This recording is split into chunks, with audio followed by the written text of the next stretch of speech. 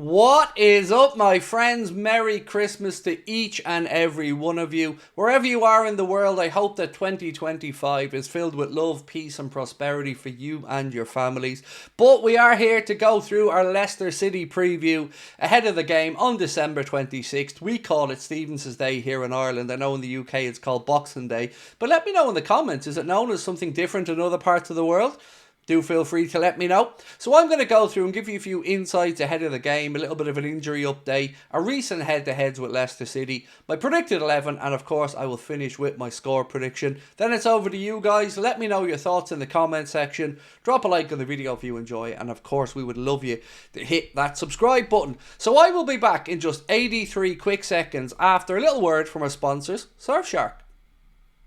This video is sponsored by Surfshark, the best VPN on the market. Surfshark is an app or browser extension that allows you to change your location to access websites in other countries and keep you safe and secure from hackers. Using Surfshark, we here in Ireland can access other countries' Netflix libraries or other streaming platforms like DAZN in Spain for all those important Premier League games. Surfshark keeps you safe and private by protecting everything you do online. Everything. When your device connects to the internet, all that information is, in a way, blurred out. Surfshark is particularly useful for keeping you safe from being hacked if you use public Wi-Fi. Let's say you're in a cafe, you're at college, you're out and about, they've got you covered. Surfshark allows you to use one subscription on unlimited devices, meaning you can share your account with friends or family or that neighbour who's a little bit cheap. On top of all of this, Surfshark offers a 30-day money-back guarantee. You can also upgrade to Surfshark One, which includes the VPN, an alert system for breaches related to your data such as emails and credit cards, and an antivirus software for your desktop. Our sign-up offer gives you Surfshark VPN for a little over €2 a month. Simply scan the QR code on screen right now. Right, my friends, as promised, we are back, and let's start off with a little look ahead to the injury concerns for Arne Slot coming into this game. It looks as if the only two really to speak of are Ibrahima Konate and Connor Bradley. Konate should be back relatively soon. I don't know an exact date, but other than that, we are pretty much at full strength heading into this game. It remains to be seen whether Arne Slot will choose to include Federico Chiesa in his matchday squad. It was purely a selection decision that didn't see him in there in our most recent game, so I don't think there's any concerns around injuries there. Now, of course, we do have some history with Leicester City over the years, so let's have a look at their form coming into this game and, of course, our recent head-to-heads with them. Right, let's start off with the head-to-heads, and as you can see, in the EFL Cup in 2023-24, Liverpool beat Leicester City by 3-1.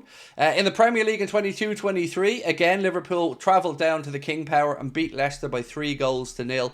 And in the reverse fixture, it was a little bit closer, Liverpool running out 2-1 victors. In Leicester City's recent games, this is their results for you. Brentford 4, Leicester City 1, so a loss there.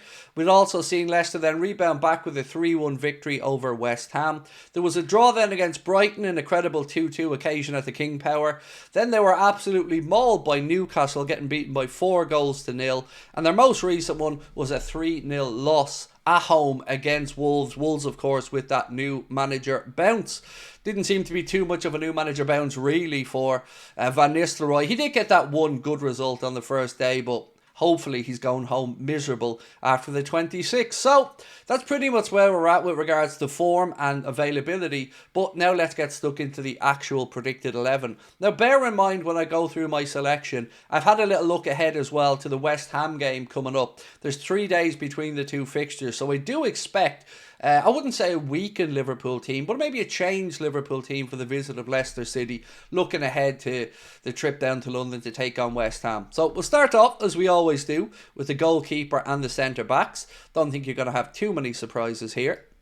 So it will be Alisson Becker in goal, and I believe Joe Gomez in alongside Virgil van Dijk. I am mindful of the fact that Van Dijk will have to get a rest at some point, and I'm hoping maybe the Accrington Stanley game in and around that time will give Virgil a bit of a breather. So for me, Gomez and Van Dijk, unless of course Ibrahima Konate makes a Lazarus-like comeback.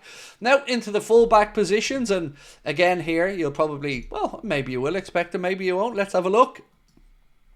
So I do think it's wise to bring Costas in for this one and keep Andy Robertson fresh for the game coming up then in London against West Ham. I think one game a week is what we should be looking to get out of Robbo. So I think Costas should be fine for this one. On the right hand side, the reason I've kept Trent in there is, well, a little bit by necessity, but also he had that injury that kept him out for a few games, so maybe he hasn't had as much taxing on his body as some of the other players. So that's why I've included Trent in there. That, and of course his ability to unlock a defence, as we've seen only too well.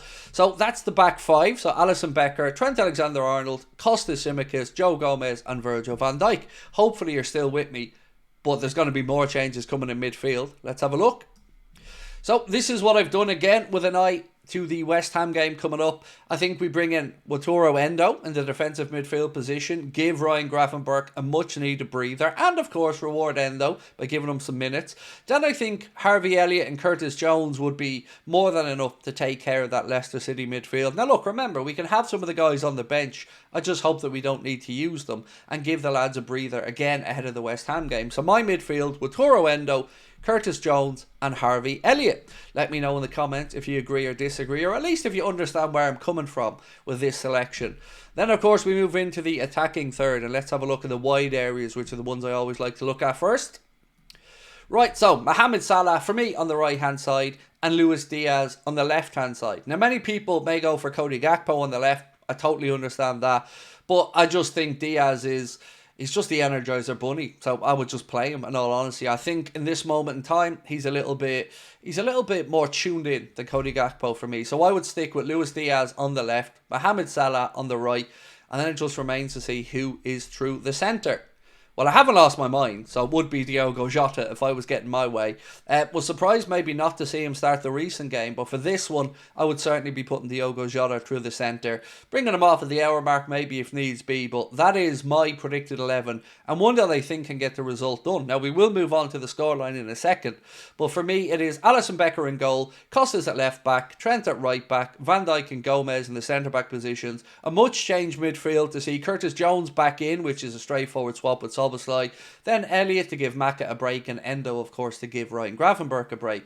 You cannot stop playing Mohamed Salah in the form that he's in. It would just be wrong. So keep Mo on the right hand side. For me, Lucho on the left, but absolutely understand any shouts as well for Cody Gakpo, and then Diogo Jota through the centre. Now, all that remains for me to do here is give you my score prediction, and it won't surprise you to know that I'm going to go for a Liverpool victory, and a rather convincing one as well. I'm going to go Liverpool 3, Leicester City 0. Even with that much changed team, I think we'll have too much for them. If they do grab a goal, it will almost certainly be from Jamie Vardy, because he loves to score against us, doesn't he? But I do think we need to get back to keeping a clean sheet here as well. So I'm going 3-0. Now it's over to you guys. Let me know your thoughts. Really do appreciate all of your support to the channel. And as I mentioned, you are going to be watching this on Christmas Day. So happy Christmas to each and every one of you. I hope you're having a wonderful day. And again, we will catch up with you very soon. Be back tomorrow for the watch along of the Leicester City game, starting from 6:45 p.m, where we'll take you through the game with our match reaction, player ratings video, and everything else you would expect on a match day. We'll talk to you soon. Much love. Bye-bye.